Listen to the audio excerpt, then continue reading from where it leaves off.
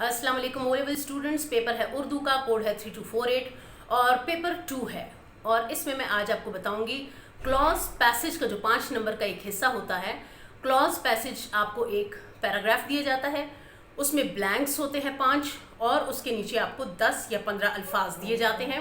आमतौर पर 10 अल्फाज ही होते हैं, 10 वर्ड्स होते हैं जिनसे आपने जो प्रॉपर वर्ड है वो सिलेक्ट करके ब्लैंक में फिल करना है और इस अंदाज से फिल करना है कि वो पैसेज जो है, वो जो क्लॉज पैसेज जिसकी मैं बात कर रही हूँ, वो पैसेज प्रॉपर तौर पर उसकी तफहीम हो सके, उसकी समझ आ सके।